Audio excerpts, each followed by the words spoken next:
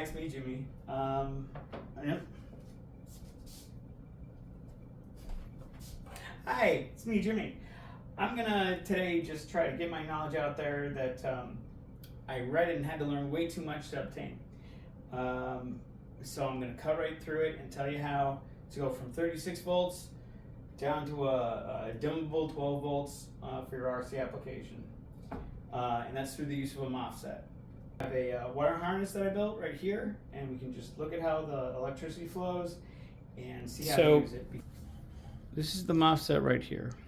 What it does is it can take a large input, which in this case is our 12 volts, and then it can take another input from, a logical power source like your RC receiver or your microcontroller, which is actually signaled voltage. So it's a PW, it's a voltage coming across as, and actually here I believe it's 5 volts because it's, oh no, it's 3.7 volts, or, okay.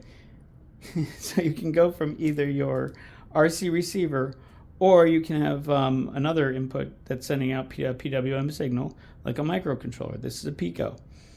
And a Pico is what I use, and it produces the same output as your RC receiver produces.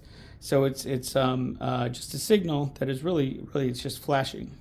It's on off, on off, on off, on off, on off. And so that if you do that enough times, the eye can't notice it, but you'll have less light coming out of the bulb. And so that's the way LEDs are dimmable. Is it's just doing that on off really quick, and it's also a language that RC components speak to each other in. I won't get into that anymore because it's quite a bit to it. Because there's quite a bit to it.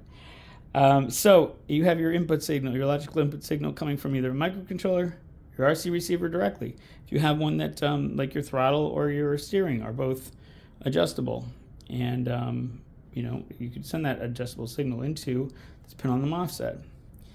And so the MOSFET will then do its logic inside of it to adjust this incoming power to an appropriate output based on what your logic's telling you. And then it'll send that appropriate output to the lights. All right, so 12 volts coming in, the full 12 volts that you want to send, if you want your lights on all the time. But in this case, the lights were blinding, and I needed to make them dimmable. And so I wanted to tell it how dim, and so that's why my input's coming in across these, and it's going into this leg on the MOSFET, and the MOSFET's interpreting that to know how to adjust these 12 volts so that not as much of that 12 volts is going at one time to all the light bulbs. So the full input that's coming into this guy, which is the transformer, is 36 volts. And that would blow up everything. So trust me, I know. In doing this, I've blown all the wires out of my car a couple times, and it really sucks. If you have 36 volts coming in off batteries and you don't have a substantial enough transformer, oh yeah, not 36 volts, it's only one battery. The full 36 will blow up this type of buck converter. I know, because I've sent the full and it snaps. So I only have the input off of one of the battery, which I believe is 16 volts, and so that's manageable to take down to 12, and then 12 can be adjustable by the MOSFET as it goes to lights. I also have a camera system on the car, which takes just the 12 volts without it being altered at all, and sends it right to the lights, and so it's not dimmed. And really, I mean, it's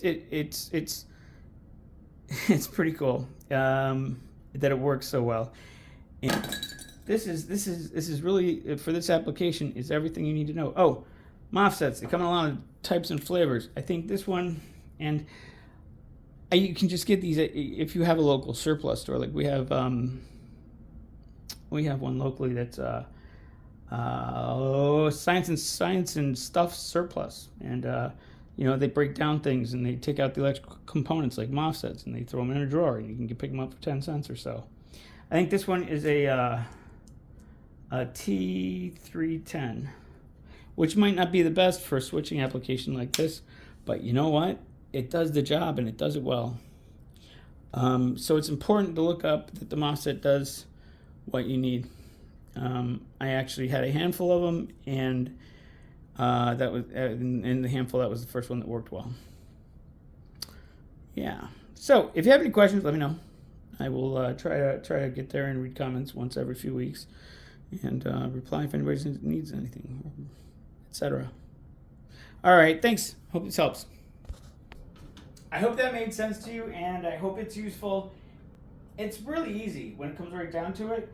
The wire, you know, it doesn't look like it on this page, but this many wires really adds up quick. Another thing I'll mention is if you're soldering, those solder joints, man, they break all the time. You move stuff around. So if you can build yourself a box so that you can solder it all once, keep it contained, that's the way to go. I'm going to be doing another video on microcontrollers that I use, so stay tuned. Have a great one, man.